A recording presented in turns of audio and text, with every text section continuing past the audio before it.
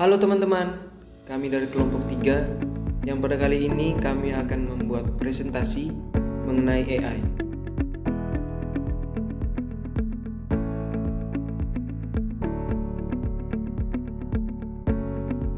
AI pada dasarnya adalah program komputer yang dilatih untuk meniru kecerdasan manusia, seperti belajar, memecahkan masalah, mengenali pola, dan membuat keputusan.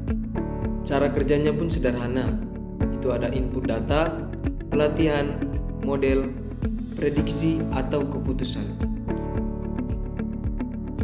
Dampak penggunaan teknologi dan otomatisasi dalam industri mempengaruhi keempat aspek: manusia, mesin, material, metode.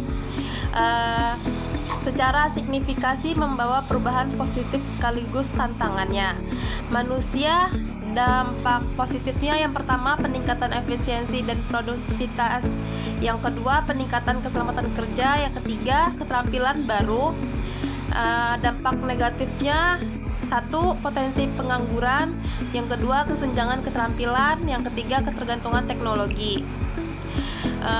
Adapun dampak dari mesin, pertama dampak positifnya peningkatan kinerja dan presisi, yang kedua produksi massal lebih cepat, yang ketiga fleksibel produksi. Dan dampak negatifnya yang pertama biaya investasi tinggi, kebutuhan pemeliharaan spesialis, ketergantungan pada teknologi. Yang ketiga material, bahan baku. Dampak positifnya yang pertama optimalisasi penggunaan material, yang kedua peningkatan kontrol inventaris, yang ketiga kualitas produksi konsisten. Dampak negatifnya dalam bahan material dan peningkatan kebutuhan energi dan sumber daya, dampak lingkungan. Dan itu yang terakhir metode ada juga dampak positifnya, proses yang lebih efisiensi, memantau real time, pengambilan keputusan berbasis data. Dan dampak negatifnya kompleksitas sistem, resiko keamanan data, perubahan budaya organisasi. Lulusan teknik industri dituntut untuk bisa mengintegrasikan manusia, mesin, material, dan metode agar sistem produksi berjalan efisien. Dengan adanya AI, insinyur industri perlu memahami data, analitik, otomasi, dan maintenance. Untuk meningkatkan produktivitas, mereka harus bisa mendesain sistem kerja yang kolaborasi antara manusia dan AI.